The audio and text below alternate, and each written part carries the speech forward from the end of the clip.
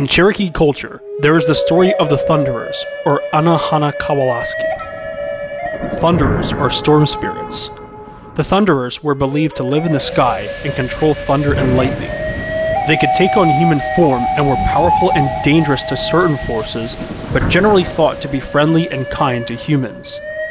Thunderers being friendly to humans was demonstrated in how the Thunderers brought fire to the world.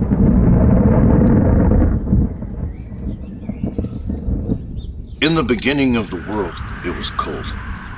All of the animals and humans were cold and cried out to Ani Hyuntikwalaski, the Thunderers, for help. The Thunderers heard the world's cries and sent their lightning. The lightning struck the bottom of a hollow sycamore tree. Fire sprouted from the bottom of the tree and started to burn hot and bright. The sycamore tree was growing on a distant island. The animals saw the fire at night and the smoke in the day and wondered how to get the fire. The animals held a council to figure out how to retrieve the fire. The raven offered to go because he was large, strong, and beautiful with white feathers. The raven flew to the island and landed on a branch of the sycamore tree. The heat and the smoke rose from the fire and scorched his feathers and turned them all black. The raven returned without the fire. Then the screech owl offered to go next. The screech owl thought she could go to the edge of the hollow tree and get the fire. The screech owl made it to the tree safely. When she looked down to see how to get the fire, the heat of the fire scorched her eyes and blinded the screech owl.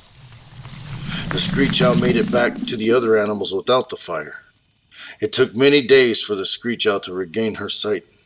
Because of the scorching of her eyes, the screech owl and her children's eyes were now red. None of the other birds wanted to try. A racer snake offered to go. The racer snake swam through the water to the island. He slid through the grass. As he approached the burning tree, he felt the intense heat.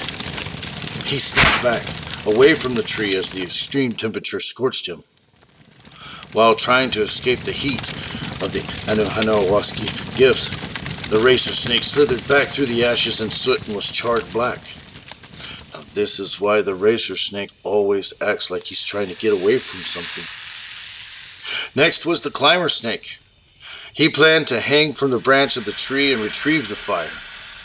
As the climber snake got onto the branches, he looked down at the trunk of the burning tree. He slipped and he fell in. As the climber snake got back out, he was also charred black. The climber snake was now all black, and all his descendants were black too. Climber snakes are now known as black snakes. The animals decided to hold another council. Few of the animals wanted to try to get the fire. Many came up with excuses, but really they were too afraid. Finally, a tiny water spider said she would go. "You are too small," the other animals said. "How would you bring the fire back?" they asked. Being clever, the water spider used her web to fasten a trusty bowl to her back. A trusty bowl is a sturdy, square-shaped bowl with rounded corners and thick sides. The tiny spider then swam across to the island with the trusty bowl on her back. The water spider climbed to the tree through the grass for protection from the heat. When she got to the tree, she put a tiny coal in her bowl and swam back to the other animals. With the ember in her trusty bowl, the spider brought fire to the animals and shared the fire with the humans. The animals and humans now had fire and they could be warm. The animals and humans' cries were heard by Ani Hyuntikwalaski and were soothed by their gift. This is how the Cherokee legend explains how fire was brought to the world. We want to thank you for watching. We will bring you more cultural insights and histories of the many interesting and intriguing peoples of the Shenandoah Valley. Please consider supporting us in our tip jar and subscribing to our YouTube channel. We hope that you find your guiding star.